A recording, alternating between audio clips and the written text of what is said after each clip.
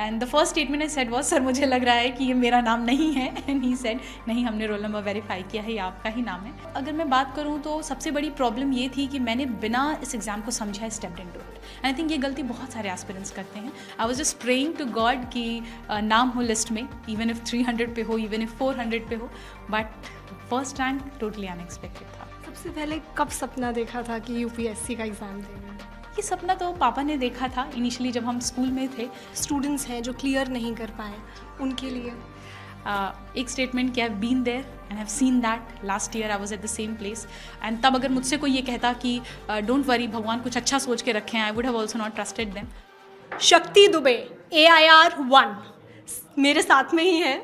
सबसे पहले जैसे ही आपने लिस्ट खोली, देखा, क्या फील हुआ उस time? Thank you so much. हाँ, ऑब्वियसली जब मैंने लिस्ट ओपन किया and I was just about to type my roll number, लेकिन पहले ही नंबर पे जब खुद का नाम देखा तो कुछ समय के लिए तो विश्वास नहीं हुआ. मुझे ऐसा भी लगा कि मे बी ये PDF फेक हो, थोड़ी देर में कोई दूसरी PDF आएगी and all, but still I cross verified my roll number. Call किया घर पे, मम्मी को बताया, पापा को बताया. They were also very happy. Then फिर मेरे इंस्टीट्यूट से कॉल आया and the first statement I said was, sir मुझे लग रहा है कि ये मेरा नाम नहीं है. एंड ही सेड, नहीं हमने रोल नंबर वेरीफाई किया है, ये आपका ही नाम है. And that's how I finally realised कि हो गया है अब. Congratulations first of all. Thank you. लेकिन किसके पीछे बहुत सारी मेहनत है. कौन सा अटेम्प्ट था? ये मेरा 5th अटेम्प्ट था. 5वां अटेम्प्ट. बहुत ज़्यादा इसमें स्ट्रगल गया है आपका. कैसी थी जर्नी? अगर मैं बात करूँ तो सबसे बड़ी प्रॉब्लम ये थी कि मैंने बिना इस एग्ज़ाम को समझा stepped into it. And I think ये गलती बहुत सारे एस्पिरेंट्स करते हैं. Without understanding we enter and we then repeatedly fail. क्योंकि जब तक आपको पता नहीं है कि करना क्या है, तब तक आप ये नहीं पता लगा पाओगे क्या नहीं करना है. That was the issue. इसलिए initially in the first attempt I failed my prelims, second attempt also I failed my prelims, and that's when I started making the list of all the things that were going wrong. And इस तरीके से finally I could clear my prelims in the 4th attempt. I went in the interview last year but missed the cutoff by 12 marks. So इस year mains का भी experience था. I knew what went wrong in mains क्योंकि optional में I scored relatively poor last year. So I worked on those things and I think they worked in my favor this year. तो ये इतने साल, क्योंकि ये अभी आप कह रहे हो 5 साल, लेकिन ये बहुत बड़ा टाइम होता है जो आपने दिया है. बहुत बार फीलिंग्स लो होती हैं, नहीं करने का मन करता है. ऐसा कुछ फील होता था? हाँ, बहुत बार ऐसा हुआ जब 3 अटेम्प्ट में शुरू में इनिशियली प्रीलिम्स ही नहीं हुआ तो आई थॉट कि this is not my cup of tea और I think I need to leave this and go ahead with life. But फिर लगा कि नहीं, एक और अटेम्प्ट एंड दैट्स हाउ 2023 का वो जो प्रीलिम्स था that when I cleared that, उस वक्त एक वापस से फिर वो motivation and energy. But again I hit the rock bottom जब लास्ट ईयर का रिजल्ट आया and I couldn't clear the exam by 12 marks. तब लगा था नहीं होगा. But at that time my parents and my family was always there to motivate me, to like hype me up, and I think that help me move through. 12 marks से रह जाना, लेकिन इस बार ऐसी तैयारी और ऐसा कि नंबर 1. जी, वो मुझे खुद भी विश्वास नहीं हो रहा है. I was just praying to God कि नाम हो लिस्ट में, इवन इफ 300 पे हो, इवन इफ 400 पे हो, but first rank totally unexpected था. क्योंकि फर्स्ट रैंक एक महिला जब अचीव करती है तो महिलाओं के लिए आपने सोचा है कि क्या काम करूँगी मैं? जी हाँ, आई थिंक इंडिया में वैसे तो आई थिंक अब जो नए सिविल सर्वेंट्स आ रहे हैं they are already working a lot towards that. ठीक है, but still women issues will always be close to a heart being a women. We have already face some of them like safety and security while usually during the travels and all. I think इस पर थोड़ा काम करना will always be my priority. सबसे पहले कब सपना देखा था कि यूपीएससी का एग्ज़ाम देना है? ये सपना तो पापा ने देखा था इनिशियली जब हम स्कूल में थे. तब हमें समझ भी नहीं थी एग्ज़ाम क्या है. That's why I went ahead with my dream of being a doctor and I selected for the medical field PCB के साथ. But once I entered into like my graduation and then I started knowing about this exam, not studying to be very honest, knowing about this exam. और जब powers वगैरह के बारे में पढ़ा, role पढ़ा एडमिनिस्ट्रेटिव ऑफिसर्स का, पब्लिक सर्वेंट्स का, then I realize this is one such field जहाँ पे आप बहुत ग्रेटर इम्पैक्ट क्रिएट कर सकते हैं. So that's how the focus turned towards this. तो ये इतनी सारी तैयारी हुई, कैसे शुरुआत होती थी दिन की? Newspaper, current affairs, that's how it usually started. And after that, there was a slot of your GS, there has to be slot of current affairs के साथ optional, and then एक regular test session तो मेरा होता था. Be it MCQ मैं solve कर रही हूँ, या मैं current affairs के test दे रही हूँ, या मैं mains का आंसर लिख रही हूँ. Some or the other, writing practice और test practice was always there.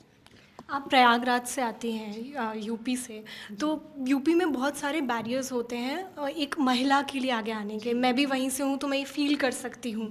तो वो आते थे बीच में या शुरुआत की जर्नी में? I think I was very lucky to have a mother like I have one. She was the one who defied all odds. She was the one who always stood as a barrier in front of us. कभी हम तक कुछ नहीं आया. It stayed to my parents. They always just said one thing: तुम पढ़ो, तुम्हें जितना टाइम लगे करो, जो करना है करो. So that's how it worked. सारी महिलाओं के लिए कोई एक मैसेज देंगे आज? I think everybody is unique in their own way. Everybody is strong. Everybody has their own strengths and weakness. We just need to recognize some of them, work on that. कोई भी field में जाओ, कोई भी field में, we are succeeding anywhere. That's anyways a success. ज़रूरी नहीं है कि कोई एग्जाम ही हो वो.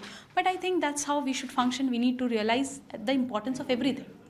जो आज स्टूडेंट्स हैं जो क्लियर नहीं कर पाए, उनके लिए एक स्टेटमेंट कि I have been there and have seen that. Last year I was at the same place and तब अगर मुझसे कोई ये कहता कि डोंट वरी, भगवान कुछ अच्छा सोच के रखे हैं, I would have also not trusted them. But I do realize, hold on to hope. और अगर और अटेम्प्ट्स देने हैं तो please get back. Prelims are just 1 month away. अच्छे से मेहनत करो. और अगर सोच लिया है कि ये नहीं करना है, then there are so many other opportunities as well. We need to start being open to them so as to have a stable and a proper career options. क्योंकि जैसा मैंने अभी पूछा इसी में कि हिम्मत टूटने लगती है और कुछ दिखता नहीं है आगे, बहुत बार हार मान लेते हैं. हार ना माने, क्योंकि आप एक एग्जाम्पल हो. जी होता है कभी कभी. I have also seen those lows कि नहीं मन करता या लगता है कि नहीं हो पाएगा. But I think if your strategy is right, you are going in the right direction, थोड़े से बीच में ब्रेक्स लो and that's how keep giving regular test, जिसकी वजह से you will have a check कि आपकी प्रिपरेशन कैसे चल रही है. That's how you can just function for this examination. किसी को श्रेय देंगे? My parents and my brothers and sisters and also Vajiram and Ravi, who has been a constant support. तो क्या स्ट्रेटजी रही, क्या रणनीति रही इसके लिए आपकी तैयारी की? स्ट्रैटेजी मेरी चेंज हुई क्योंकि 5 अटेम्प्ट है, लंबा जर्नी रहा है. हर बार मैंने कुछ अलग ट्राई किया अपने लिए. बट इन द एंड जो मुझे समझ में आया है वो ये है कि हमें बहुत ही लिमिटेड बुक रिसोर्स फॉलो करने की ज़रूरत है. बहुत सारे मटेरियल के पीछे भागने की ज़रूरत नहीं है. दूसरी चीज़ है सिलेबस और प्रीवियस ईयर क्वेश्चंस को हमेशा टच में रखे रहें so that you have an idea क्या पढ़ना है, कितना पढ़ना है, यूपीएससी की रिक्वायरमेंट क्या है.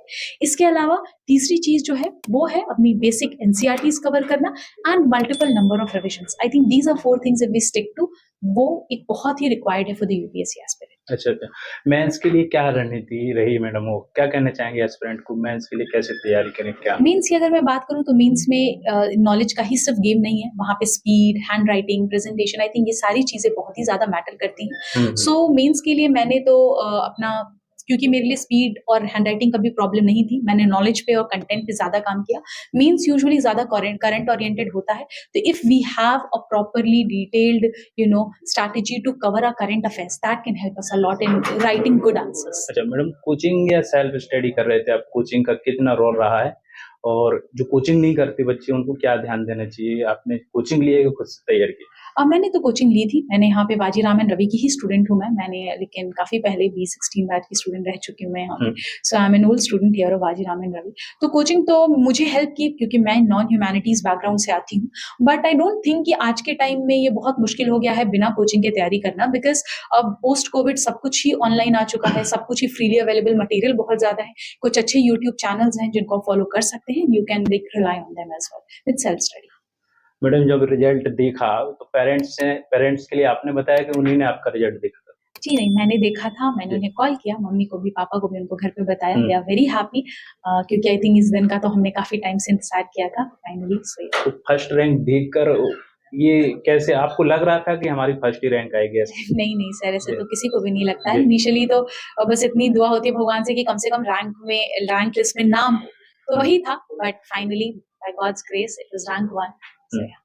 प्री नजदीक आ गया है, एस्पिरेंट के लिए क्या कहना चाहेंगे? अभी क्या ध्यान देना चाहिए, कौन कौन सी बातों का? आई थिंक अब बस 30 डेज रह गए हैं प्रीलिम्स को. कुछ चीजें जो आप बच्चे फॉलो कर सकते हैं वो है कि अब कुछ नया पढ़ने की बिल्कुल भी जरूरत नहीं है. जो पढ़ लिया है उसको अच्छी तरीके से रिवाइज करो. अपनी प्रीवियस ईयर क्वेश्चंस को एक बार रिवाइज कर लो. ठीक है, करंट अफेयर्स का प्रॉपर रिविजन कर लो.